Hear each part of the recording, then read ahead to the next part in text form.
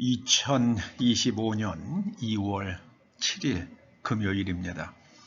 오늘 야고보서 강해 24번째 꼭지는 야고보서 5장 1절에서 6절까지의 말씀입니다. 먼저 말씀을 함께 봉독하십니다.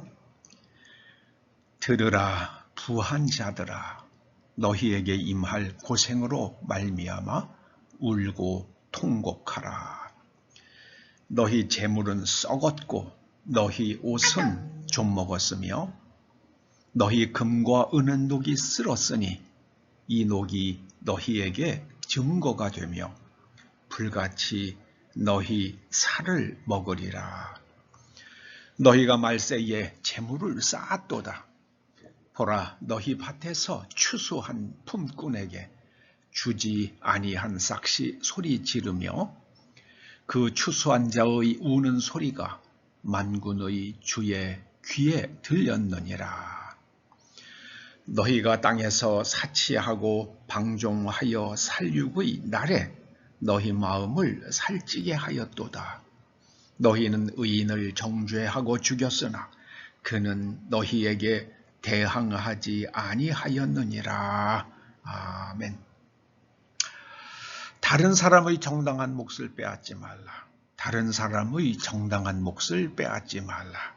이런 제목으로 말씀을 상고해 봅니다. 신약 성경에 의라는 말이 나오잖아요. 의 많이 나오죠. 이 의, 디카이오 시네를 번역한 말인데요. 이것을 오늘날의 언어로 재해석해 보면 다른 사람의 정당한 몫을 헤아리고 지켜주는 마음의 태도입니다. 다른 사람의 정당한 권리를 지켜주고 헤아리고 지켜주려는 마음의 태도. 자, 그런데 오늘 본문에 나오는 이 부자는 품꾼에게 싹을 주지 않으면서 돈을 모았어요. 보라, 너희 밭에서 추수한 품꾼에게 주지 아니한 싹시 소리 지른다. 이렇게 말씀합니다. 아마도 야고보 선생이 야고보서를 기록할 때에 이스라엘에 이런 일들이 적지 않았던 것 같습니다. 그러면서 그 추수한 자의 우는 소리가 만군의 주의 귀에 들렸느니라. 소돔과 고모라 때도 그랬잖아요. 그 아우성 소리가 하나님의 귀에 들렸습니다. 저는 지금 중국에서 일어나고 있는 그 아우성 소리가 하나님의 귀에 들리지 않을까 그런 생각이 듭니다. 몇 해 전에 중국 정부가 대략 한 100만 명 정도가 실종된다 이런 발표를 한 게 기억이 납니다. 근데 그 민간 단체에서 추산한 거는 한 800만 정도가 실종이 된다. 이제 그렇게 얘기를 해요. 정확한 숫자는 아무도 모르죠. 자, 그런데 그 사람들이 실종이 됐으면은 국가에서 그 사람들을 찾아주려고 애를 써야 되잖아요. 내 자식이 없어졌어요. 애를 써야 되지 않습니까? 그런데 중국의 공안들이 그걸 적극적으로 안 찾아주는 거예요. 그러니까 사람들이 막 슬퍼서 애통하죠. 여러 가지 추측이 있어요. 왜 사람들이 그렇게 많이 없어지고 있는가? 그리고 중국에는 장기 이식을 하는 병원들이 굉장히 많은데 그 병원들에서 사용하고 있는 그 많은 장기들은 어디에서 공급이 되는가? 많은 의문들을 제기하죠. 서구 사람들이요. 여러분, 돈은 선도 아니고 악도 아닙니다. 저는 돈이 마치 칼과 같다고 생각을 합니다. 어릴 때 읽은 동화예요. 어느 임금이 칼을 모두 없애라는 명령을 내립니다. 왜냐하면 한 마녀가 와서 당신의 딸이 칼에 찔려서 죽을 것이다. 이제 그런 이야기를 했기 때문에 임금이 자기 딸을 지켜주려고 모든 칼을 없애라고 명령을 했습니다. 근데 그날 저녁에 식사를 하려고 하는데 식탁에 아무것도 없어요. 먹을 게 아무것도 없어요. 그저 밭에서 뜯어온 풀밖에 없었습니다. 이게 왜 이러냐? 하고 이제 임금이 화를 내니까 칼이 없어져 가지고 요리를 할 수가 없었습니다. 제가 그때 그 동화를 읽으면서 칼은 선도 아니고 악도 아니다. 그런 생각을 깨달았어요. 강도의 손에 들리면은 흉기입니다. 강도의 손에 들리면은 칼은 흉기가 됩니다. 그런데 의사의 손에 들려진 가장 날카로운 칼은 환자를 치료하는 도구가 됩니다. 수술 도구가 되잖아요. 여러분, 돈도 그렇죠. 돈 자체는 악도 아니고 선도 아닙니다. 성경은 돈에 대해서 악이라고 말씀한 적이 없어요. 오히려 부유해지는 것은 하나님의 은총이라고 말씀할 정도입니다. 그런데 무엇이 문제인가? 돈을 사랑하는 마음의 태도. 이때 사랑한다는 게 아가파오예요. 돈을 사랑한다고 그럴 때 이게 디모데전서 6장 10절 말씀이잖아요. 돈을 사랑함이 일만 악의 뿌리다. 그렇게 말씀하죠. 이 아가파오라는 것은 대상에게 부여한 의미 속에서 대상에 대해서 애착하고 사랑하는 태도를 말합니다. 아가파오는 그런 거예요. 돈은 돈일 뿐이에요. 그런데 돈에다가 저 돈이 나를 행복하게 만들어주고 저 돈이 나를 인격자로 만들어주고 저 돈이 나에게 명예와 권력을 준다고 착각하게 되는 거예요. 그걸 가리켜서 돈을 사랑함이라고 성경은 그렇게 표현을 했습니다. 이 본문 속의 이 부자는 품꾼에게 싹쓸 주지 않았습니다. 다른 사람의 정당한 권리를 착취해서 재산을 모았습니다. 그런데 그 돈이 그 부자에게 복이 되지 못했습니다. 여러분, 주 1세기에 예루살렘 땅의 한 90% 정도가 그 대제사장 가문의 소유였다고 그럽니다.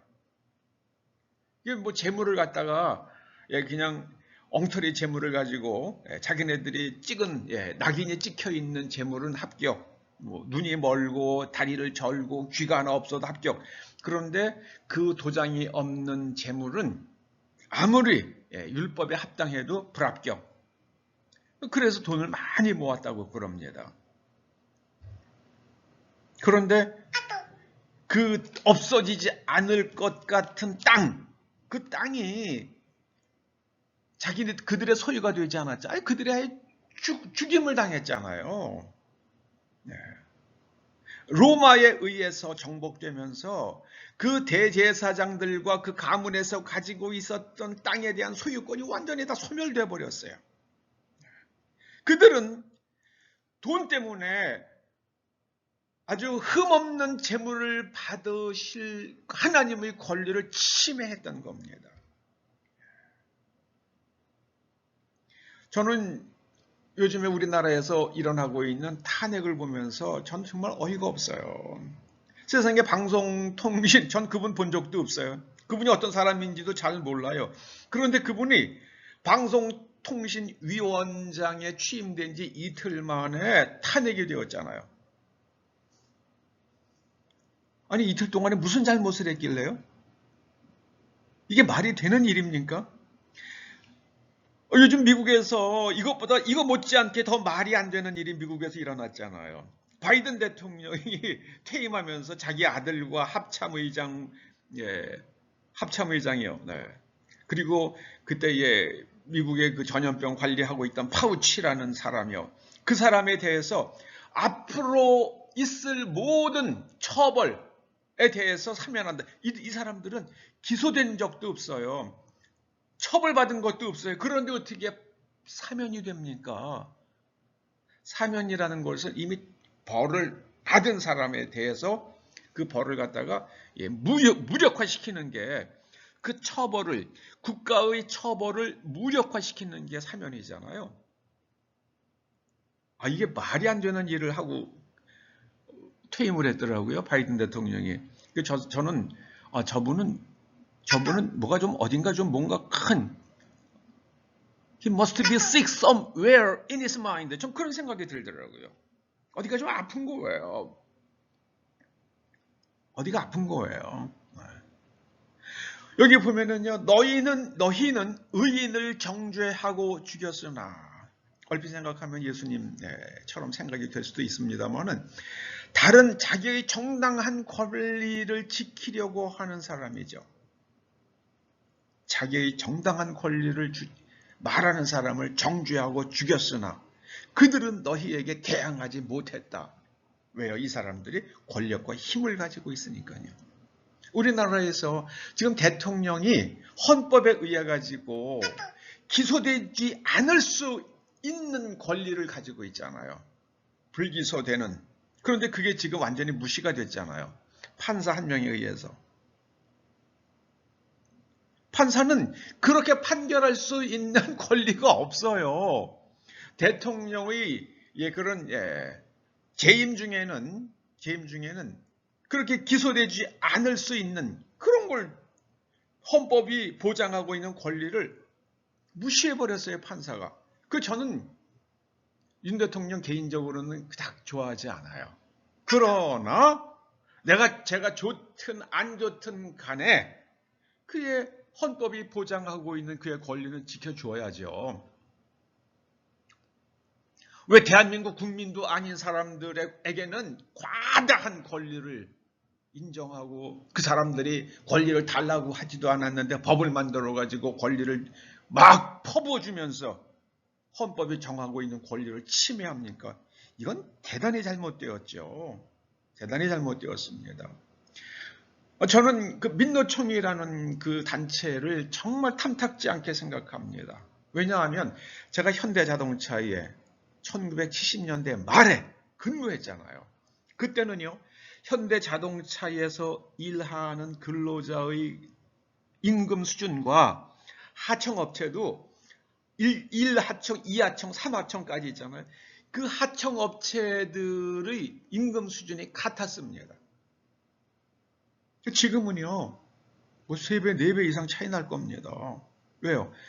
현대자동차가 다른 나라에 차를 팔기 위해서 이 국제 경쟁 시장에서 차를 팔기 위해서는 받을 수 있는 차 가격이 한계가 있잖아요. 그러면은 거기서 인건비가 차지할 수 있는 비중이 한계가 있잖아요. 근데 현대자동차의 노조원들이 과도하게 노동쟁의를 해가지고 몫을 크게 가져갔다. 그러면 현대자동차는 어디서 줄여야 됩니까? 하청업체에게 줄 돈을 갖다가 줄여야죠. 하청업체는 또 무엇을 줄일 수 있습니까? 원재료비가 똑같잖아요. 전 세계가 똑같은 겁니다. 원재료비가. 그럼 어디 인건비 줄이는 거죠. 지금은요, 제가 1970년대, 80년대 우리나라가 지금보다 국민소득이 높지 않았지만 그때는 우리 사회가 이렇게 불평등이 심하지 않았어요. 지금은요, 불평등이 아주 심해졌습니다. 현대자동차 노조원들은요, 제네시스 타고 다녀요. 아주 비싼 차 타고 다녀요. 뭐 수입차도 많이 타고 다니겠죠. 그런 반면에 퍼스트 벤더, 세컨드 벤더 거기에 있는 근로자들은요, 아주 힘들게 살고 있습니다. 저는 제가 제 집안 사람도 그 하청에 일을 하고 있어요. 제 하청에 일을 하고 있습니다. 너무 힘들어요. 근데 그분의 말에 의하면은요, 로봇을 쓰지 않으면 가격을 맞출 수가 없대요. 그래서 로봇을 엄청나게 많이 쓰고 있더라고요. 인건비를 감당할 수가 없기 때문에 그렇대요. 여러분, 그렇게 하고 났더니 결국 노동자들의 일자리가 없어지잖아요. 그게 어디서 일어났습니까? 미국에서 일어났고 일본에서 일어난 일이잖아요. 근데 한국에서 또 반복하고 있어요. 참 어리석죠. 어리석습니다. 이게 보면은요, 자기의 정당한 권리를 말하는 사람을 죽였다. 그들은 힘이 없어서 너희에게 대항하지 못했다. 지금 하나님께서 심각하게 우리들에게 경고하십니다. 다른 사람의 정당한 몫을 빼앗지 말라. 여러분, 이게 구약에서 말하고 있는 정의예요. 성경 전체에서 가장 중요한 개념을 하나를 꼽으라 그러면 저는 그것이 의라고. 근데 의에는 구약 성경은 두 가지를 말하죠. 개인의 내면 구조예요. 그래서 무엇을 인식하고 해석하고 판단하고 행동에 이르는 그 내면 구조가 하나님의 말씀에 일치되어 있는 상태, 그것을 가리켜서 구약 성경은 공의라고 번역합니다. 체다카를 번역한 거예요. 그래서 그런 사람이 다른 사람의 정당한 몫을 헤아리고 지켜주려고 적극적으로 행동하는 것, 그걸 가리켜서 미시파트라고 그럽니다. 그 미시파트가 바로 재판이에요. 근데 지금 우리나라에서는 권리가 그냥 무시되고 있잖아요. 심각하다고 봅니다. 심각합니다. 여러분들의 후손이 살 이 땅입니다.